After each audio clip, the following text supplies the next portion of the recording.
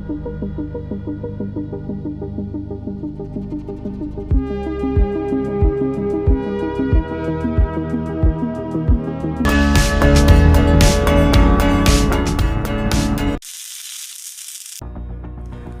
दोस्तों, मैं डॉक्टर कपाल कृष्ण पुरोहित।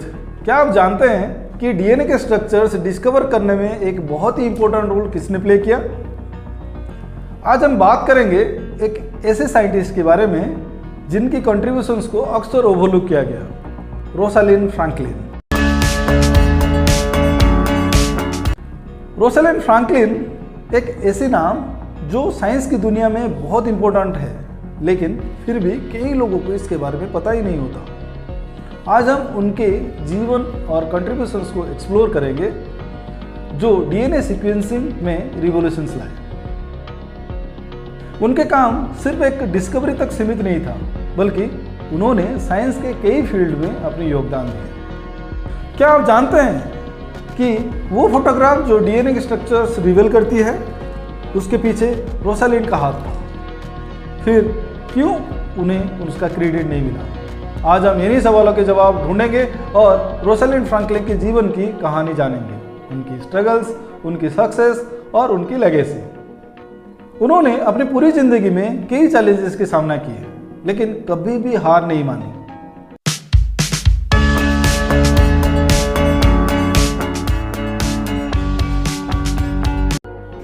रेडी हो जाइए, क्योंकि ये कहानी सिर्फ एक साइंस की नहीं है, एक इंस्पायरिंग जर्नी का भी है जो आपके दिल को छू लेगी। एक ऐसी जर्नी जो हमें सिखाती है कि कभी भी अपने सपनों को छोड़ना नहीं चाहिए, चाहे रास्ते में कितना भी मुश्किल क्यों ना आए।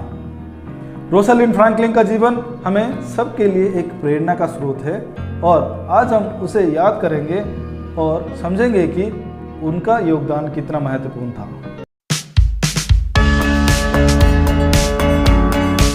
रोसालिंड फ्रैंकलिन का जन्म 25 जुलाई 1920 को लंदन में हुआ था। उनका परिवार इंटेलेक्चुअल्स और सोशली एक्टिव लोगों का था, जहां एजुकेशन और नॉलेज को बहुत महत्व दिया जाता था। बचपन से ही रोसालिंड एक ब्राइट और क्यूरियस बच्ची थी जो हमेशा कुछ नया सीखने की इच्छुक रखती थी। उन्होंने अपनी school education Saint Paul's girls school से की, जहां उन्होंने साइंस में अपनी रुचि और टैलेंट को एक्सप्लोर किया। रोसालिंड ने 18 साल की उम्र में ही कैम्ब्रिज यूनिवर्सिटी के न्यू होम कॉलेज में एडमिशन लिए, जहां उन्होंने केमिस्ट्री में अपनी डिग्री कंप्लीट की।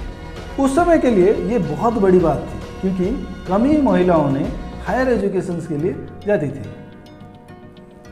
कैम्ब्रिज यूनिवर्सिटी में उन्होंने अपनी शिक्षा के दौरान कई साइंटिफिक प्रिंसिपल्स को डीपली समझा और अपने प्रोफेसर्स और पेयर्स को अपने डेडिकेशंस और हार्ड वर्क से इम्प्रेस किया।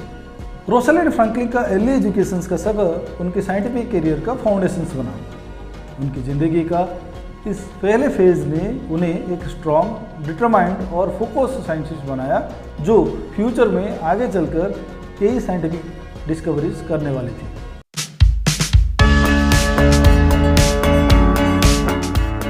रोसालिंड फ्रैंकलिन ने अपनी ग्रेजुएशन के बाद साइंस के फील्ड में अपने करियर की शुरुआत की। उन्होंने अपने पहले रिसर्च प्रोजेक्ट ब्रिटिश कोल यूटिलाइजेशन रिसर्च एसोसिएशन में की, जहां उन्होंने कोल और कार्बन के स्ट्रक्चर्स पर काम किया। यहाँ पर उन्होंने एक्सरे क्रिस्टलोग्राफी का यूज करना सीखा, जो उनकी आने वाली डिस्कवरी के लिए एक की टूल्स बन गया। 1947 में रोसालिंड ने फ्रांस के Laboratoire Central des Services Chimiques de इटास में ज्वाइन किए, जहां उन्होंने एक्सरे डिफ्रेंशिएशन टेक्निक को और डीपली स्टडी किया और अपनी स्किल्स को और शार्पनेस किया। यहाँ पर उन्होंने एक सपोर्टिव और कोलैबोरेटिव एनवायरनमेंट पाए, जहां उनकी रिसर्च फ्लोरिश हुई। वो पेरिस में काम करते वक्त उन्होंने कई सिग्निफिकेंट रिसर्च पेपर पब्लिश किए, जो इंटरनेशनल साइंटिफिक कम्युनिटी ने रिकॉग्नाइज किया। फ्रैंकलिन का डेडिकेशन और पेशेंस उनकी रिसर्च में क्लैरिटी दिखाई देता था, और ये सब देखकर उन्हें किंग्स कॉलेज लंदन में काम करने का मौका मिला। किंग्स कॉलेज में उन्होंने डीएनए का स्टडी करना शुरू किया, जहाँ पर उनकी लाइफ का सबसे सिग्निफिकेंट और चैलेंजिंग प्रोजेक्ट शुरू होने वाला था। उनका साइंटिफिक करियर का ये अर्ली ईयर्स ने उनकी एक्सपर्टाइज और कॉन्फिडेंट को बूस्ट किया, जो आगे चलकर डीएनए स्ट्रक्चर की डिस्कवरी में हेल्प की।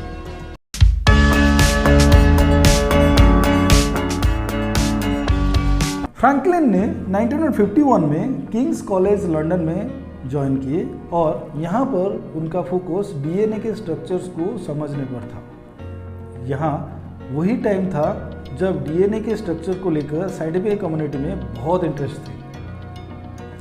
रोजलिन ने अपने एक्सपर्टाइज को यूज करके डीएनए के एक्सरे डिफरेंशिएशन स्टडी शुरू की। उन्होंने डीएनए के कई सैंपल्स को एक्सरे फोटोग्राफी लिए और इनमें से एक फोटोग्राफ जो बाद में फोटोग्राफ 51 के नाम से फेमस हुई, डीएनए के डबल हेलिक्स स्ट्रक्चर्स को रिवील करने में क्रूशियल साबित हुई। ये फोटोग्राफ रोजलिन के स्किल और पेशेंस के एक प्रूफ थी। उनके एक्सपेरिमेंट्स और ऑब्जर्वेशन ने डीएनए के स्ट्रक्चर्स को क्लियरली समझा और एक्सप्लेन करने में मदद की। लेकिन डिस्पाइट उनके सिग्निफिकेंट कंट्रीब्यूशंस के उन्हें उस समय प्रॉपर क्रेडिट नहीं मिला। जेम्स वाटसन और फ्रांसिस क्रिक, जिन्होंने डीएनए के डबल हेलिक्स मॉडल्स प्रपोज किए, उन्होंने रोजलिन के डाटा का बिना उसकी परमिशंस के यूज किया। ये एक बहुत बड़ा साइंटिफिक कंट्रोवर्सी बन गया, जिसमें रोजलिन का नाम शेडो में रह गया। रोजलिन का काम डीएनए स्ट्रक्चर के डिस्कवरी के लिए पिवोटल था। उन्होंने जो डाटा और इनसाइट्स प्रोवाइड किए वो वाटसन और क्रिक के मॉडल के फाउंडेशंस बने। ये कहानी सिर्फ साइंटिफिक डिस्कवरी की नहीं, एक इंडिविजुअल के डेडिकेशंस और कमिटमेंट का भी है, जो डिस्पाइट चैलेंजेस और अनरिकॉग्नाइज्ड एफर्ट्स के अपने काम में लगातार लगी रही।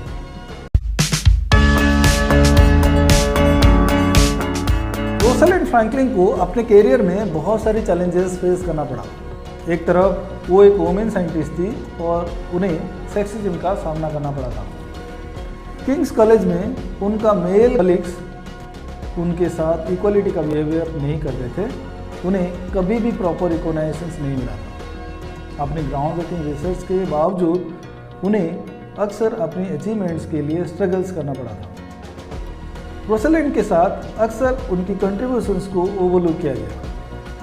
एक तरफ उनका मेल कलीग्स ने नोबेल प्राइज मिला, दूसरी तरफ उनके नाम शायद ही किसी को पता हो। उनकी डिस्कवरीज जो डीएनए स्ट्रक्चर्स को समझने में पिवोटल थी, उन्हें कभी भी प्रॉपर एक्नॉलेजमेंट नहीं मिली। फ्रैंकलिन अपने वर्क में इतनी इन्वॉल्व थी कि इन्होंने कभी भी क्रेडिट का पीछा नहीं किया। लेकिन उनका पीयर्स और सोसाइटी ने उन्हें जो स्ट्रगल्स फेस करना पड़ा, वो उनके डेडिकेशंस और हार्ड वर्क को डिटरमाइन करता है। वो अपने काम से प्यार करती थी और इसी डेडिकेशन के साथ उन्होंने डीएनए स्ट्रक्चर की मिस्ट्री को सॉल्व करने में अपनी योगदान दिया। लेकिन उन्हें प्रोफेशनल जेलसी और बायस का सामना करना पड़ा, जैसे उनकी जर्नी और भी चैलेंजेस हो गई।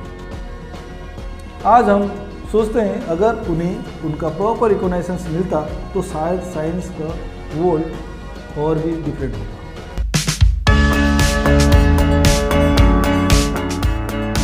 रोजलिन फ्रैंकलिन की मौत के बाद ही उनकी कंट्रीब्यूशंस को समझा गया। 1958 में ओवरिन कैंसर से उनकी मौत हो गई, सिर्फ 37 साल की उम्र में।